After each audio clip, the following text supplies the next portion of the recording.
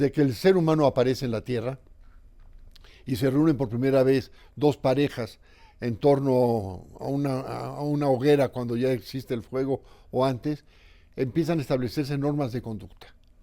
Normas que les dicen cómo se tienen que comportar unos con otros y empieza la división del trabajo. Unos se quedan en la aldea, otros salen a cazar, otros a pescar. Y esas normas van evolucionando. Ahí todavía no podemos decir que sea derecho. Son normas de conducta que están indiscriminadas. Hay normas que en la misma norma hay contenido religioso, con contenido social, moral, religioso, y todo es una mezcla y tenemos que evolucionar mucho.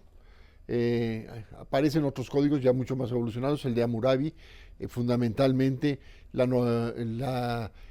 todas las normas judías, el decálogo, que son normas religiosas y son normas de comportamiento, pero también hay un contenido jurídico, hasta que llega a Roma. En Roma es cuando ya esas normas genéricas se empiezan a diferenciar y ya aparece el derecho con esas características de unas normas heterónomas dadas por una autoridad distintas que son coercibles, que tienen un contenido de justicia, etcétera.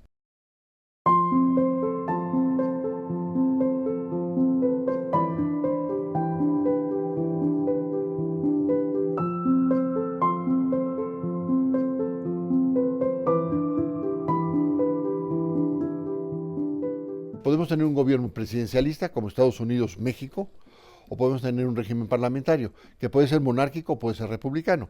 Las monarquías parlamentarias, España, Dinamarca, Suecia, Noruega, Inglaterra, pero también hay repúblicas parlamentarias. Italia, Portugal, Grecia, que hay un presidente de la república. Alemania, si yo les pregunto a los alemanes quién es el presidente de la república, no lo saben, porque el que pesa, el que lleva el gobierno, es el primer ministro, el presidente de gobierno. Los primeros ministros en una monarquía o en una república parlamentaria simplemente son figuras decorativas que actúan en momentos de crisis. México optó, yo creo que de manera acertada, siempre por un régimen presidencialista. O sea, no hay esa dualidad de dos figuras al frente del Estado, jefe de Estado y jefe de gobierno, sino solo una, y que tiene todos los poderes. Desde un punto de vista teórico, de doctrina política, quizá un régimen parlamentario permite más la libertad de los ciudadanos y la participación ciudadana en la toma de decisiones.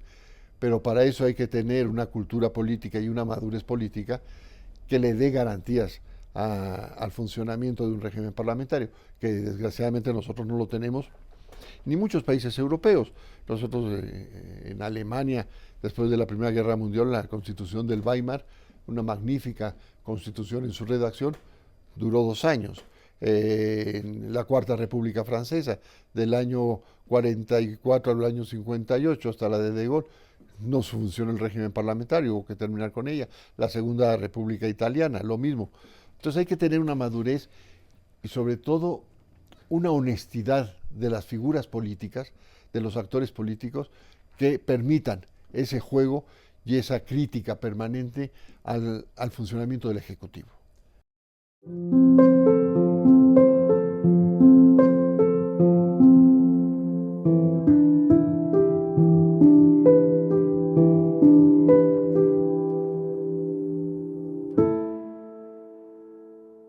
Esta conformación del Estado moderno tiene una extraordinaria vigencia el escrito de Montesquieu, en que plantea la división de poderes. Y él plantea la división de poderes con 3 poderes distintos, con funciones distintas. El poder legislativo, expedir las leyes; el poder ejecutivo, ejecutar las leyes; y representantes del pueblo. El poder ejecutivo y el poder legislativo representan a los electores que los eligen para actuar conforme a lo que ellos les dicen. Pero hay un tercer poder, que es el poder judicial, que no es representante del pueblo. El poder judicial no tiene por qué responder a las indicaciones de un partido político ni de quien lo designe. Él tiene un compromiso con la verdad legislativa, con la verdad jurídica, independientemente de si está de acuerdo o no. Si no está de acuerdo, lo mejor que puede hacer es renunciar, porque tiene que aplicar una norma con la que no está de acuerdo. Pero a él no se le encarga hacer la norma. Entonces, cuando se dice que los jueces tienen que representar al pueblo, no es verdad. Lo mismo, yo soy universitario de pura cepa, cuando se dice que las universidades son de derechas o de izquierda, no es verdad. Una universidad no es ni de derecha ni de izquierda. Una universidad autónoma tiene un compromiso con la verdad. Las universidades se pueden equivocar, evidentemente, como nos equivocamos todos, pero no tienen como finalidad favorecer a alguien o no. Si se quiere hacer cuadros para la formación de un grupo, el que sea, si es un grupo religioso, estaremos hablando de un monasterio o de un convento. Si es un grupo financiero, estaremos hablando de una formación de especialistas en finanzas públicas. Si estamos hablando de funcionarios políticos, estaremos en un instituto de capacitación política. Pero una universidad autónoma solo tiene compromiso con la búsqueda inalcanzable de la verdad y con la transmisión de esos valores en los que uno cree, que pueden estar equivocados o no. Y lo mismo pasa con el Poder Judicial. El Poder Judicial no puede estar comprometido con nadie. Tiene que estar comprometido con la ley y con lo que los otros dos poderes le dicen en materia de la ley. Por eso la idea de Montesquieu yo creo que fue genial y se ha mantenido siempre. En México hubo un ejemplo en la Constitución del 47 de un cuarto poder, el Supremo Poder Conservador, que fue un fracaso.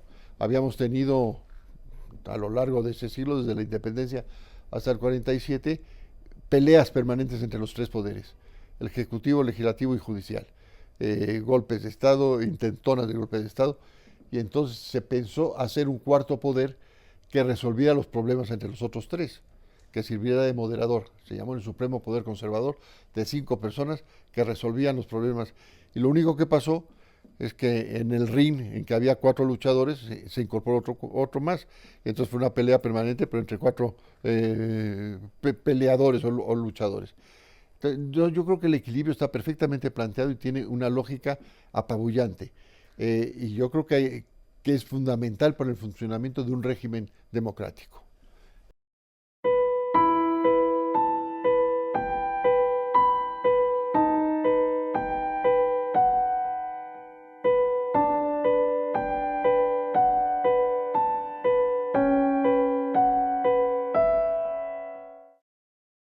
Un ministro de la Corte en el caso de México o un magistrado de un tribunal supremo no tiene por qué acatar las órdenes políticas de nadie. Y esto es una preocupación en todos los países del mundo. Mire, en España hay un Ministerio de Gracia y Justicia, que es el que maneja administrativamente al Poder Judicial y tienen muchísimos problemas. En Inglaterra, la Casa del Rey, también con muchísimos problemas, aunque se dice del rey, pero depende del primer ministro. Y yo creo que eso es válido, porque es muy importante la conformación del Poder Judicial y nunca vamos a tener un sistema perfecto. Pero contra más intervengan y más se envicie el proceso, los ministros, los magistrados van a tener menos autonomía.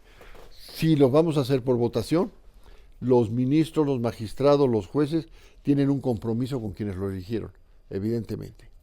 Entonces, tienen que responder a eso. En cambio, si el mecanismo mexicano, que tiene muchísimas fallas y podríamos hablar muchísimo de eso, es una terna por uno de los poderes que se somete al otro poder, etcétera, para hacer que esa dependencia de alguno de los poderes o de las tendencias políticas que imperan en los otros poderes lo hagan en el judicial. Dice la Constitución, la soberanía reside en el pueblo. Y entonces, como el pueblo es el soberano, puede determinar quiénes son los ministros por medio de la votación. Si vamos a eso, entonces pues vamos a poner a votación qué cantidad de antibióticos hay que ponerle a alguien que tenga una infección o qué cantidad de varilla hay que poner en un puente. La democracia tiene una finalidad de elegir las autoridades en funciones muy claras. No, yo no pongo a votación a mis alumnos quién va a pasar y quién no va a pasar, aunque ellos sean parte de la soberanía nacional. Yo creo que es sacar de cauce un término que el artículo 3 constitucional, como está en la actualidad, es redactado por Torres Bodet, es magnífico. No es solamente una forma de gobierno, sino es un sistema de vida.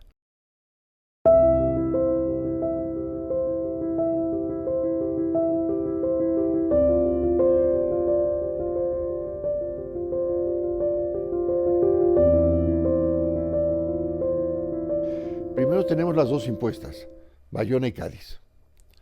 Luego tenemos los textos preconstitucionales, que empezamos por el bando de Hidalgo de octubre, del 8 de octubre del 10 en Guadalajara, que termina con la esclavitud y con las alcabalas. No es una constitución, pero sí son dos disposiciones de una parte dogmática constitucional.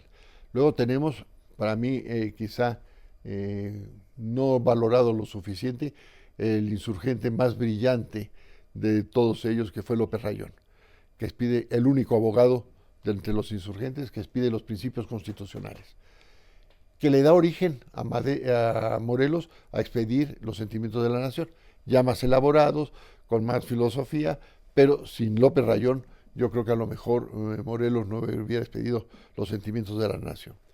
Luego tenemos los textos, bueno, tenemos las dos constituciones también preconstitucionales, que es Apatzingán y el Congreso de Chilpancingo. Luego el paquete de textos fundacionales del Estado mexicano. Acatempan, Tratados de Córdoba, Acta de la Independencia. Luego tenemos la conformación del Estado mexicano. 24, 36, 47. Luego lo puede llamar usted constitución o no. Podemos considerar que fue una constitución no codificada, sino fueron leyes sueltas, las leyes de reforma. Porque ahí se habla de las leyes de reforma que separó la Iglesia y el Estado, y eso da la impresión de que lo que hicimos fue algo que Estados Unidos se separó, y no es así. Con las leyes de reforma, lo que hace el Estado es asumir la rectoría de la actividad de los ciudadanos, que estaban en manos de la Iglesia. No había actas de nacimiento, había fe de bautismo. No había acta de matrimonio, había el sacramento del matrimonio. No había acta de defunción, se podía uno enterrar en sagrado o no, según hubiera vivido usted o hubiera muerto. No había seguridad pública, ni todo estaba en manos de la Iglesia. Las grandes posesiones territoriales de manos muertas, todo eso lo terminan las leyes de reforma, y ese paquete de actividad particular que estaba en manos de la Iglesia pasa al Estado. Luego tenemos el Segundo Imperio y tenemos la Constitución del 57, que para mí es muy importante. La Constitución del 57 sería la segunda gran Constitución mexicana, porque para mí son 4 constituciones. Se promulga la del 57, la originaria, con características muy particulares. Es la única que tenemos, excepto las dos monárquicas, con una sola cámara. No hay Senado, solamente hay Cámara de Diputados. Cuando Juárez restaura la República, en el 62, modifica la Constitución e incluye las leyes de reforma. Muere Juárez y llega Lerdo. ¿Qué hace Lerdo? Se da cuenta del poder que tiene un Congreso con una sola cámara, y es mucho más fácil y manejable un Congreso con 2 cámaras. Restablece el Senado y restablece la vicepresidencia de la República. Llega Porfirio Díaz, ¿y qué hace? La reelección. Entonces aquí tenemos una constitución con 4 reformas trascendentales. Pero llegamos a la época de la Revolución. También toda clasificación es arbitraria. Yo sí clasifico la Revolución Mexicana en 4 grandes etapas. La etapa romántica, que va del 10 al 13 con Madero; la etapa bélica, que va del 13 al 16 con Carranza; la etapa jurídica del 16 al 20 y la del caudillismo del 20 al 40.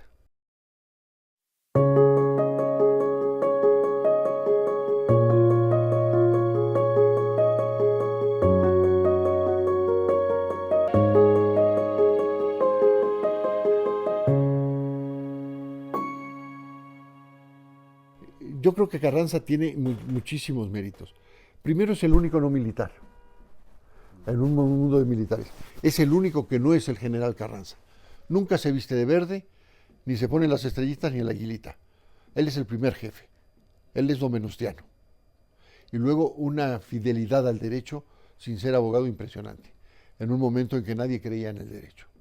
Yo creo que son 2 méritos extraordinarios de Carranza, y era el único que tenía una idea clara de cómo sacar adelante al Estado mexicano, que estaba en una crisis profunda.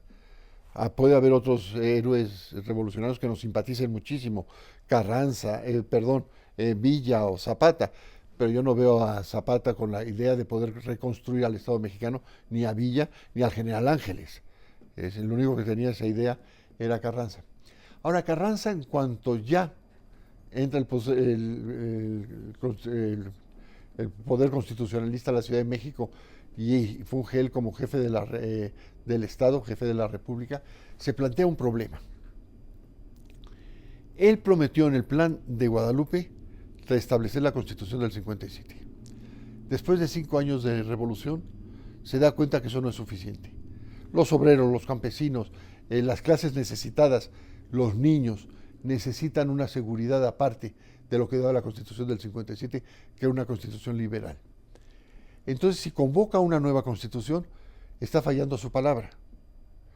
Y si no convoca una nueva Constitución, no está dando satisfacción a quienes hicieron la revolución.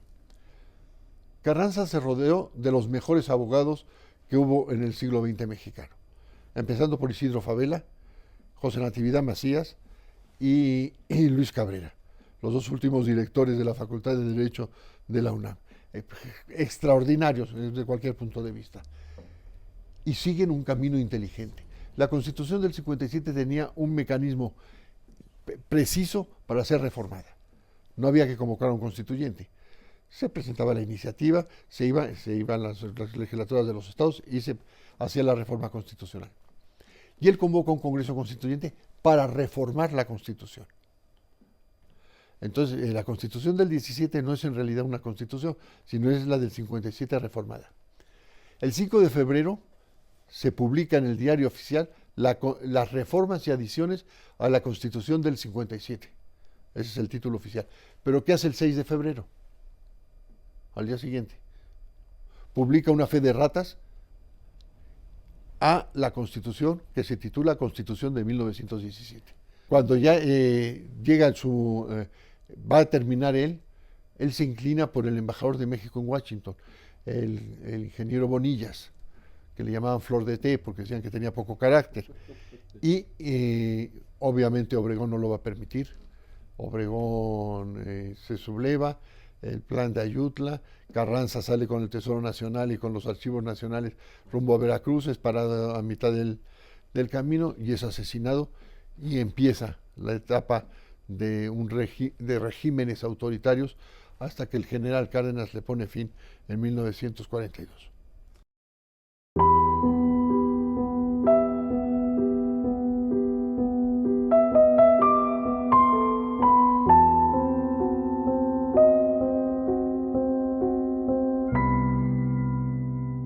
Yo creo que tenemos una magnífica Constitución, viable, viva y con una vida larguísima por delante.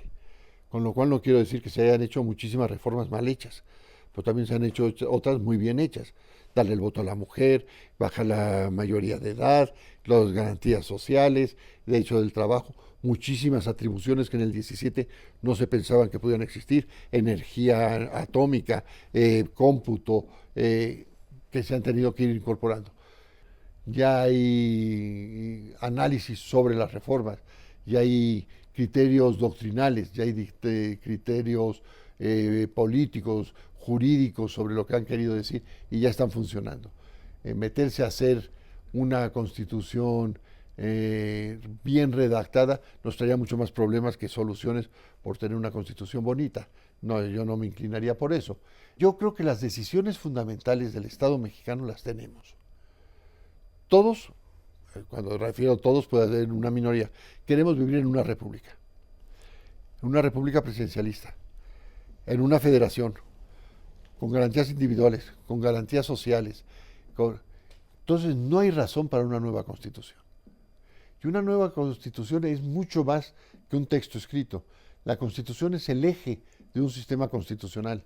Entonces tenemos el eje que es la Constitución, pero al lado de eso, sobre todo después de 100 años, tenemos sentencias de la Suprema Corte, interpretaciones académicas, interpretaciones jurídicas, interpretaciones legislativas, leyes de segundo o tercer grado que se han expedido en razón a la Constitución. Yo creo que no se justifica el caos jurídico que significaría una nueva constitución en contra de los beneficios. Yo, quizá por cómo la estudié, con qué maestros las estudié, la admiración que le tengo, le auguro una larguísima vida, aunque debe de tener evidentemente muchos ajustes.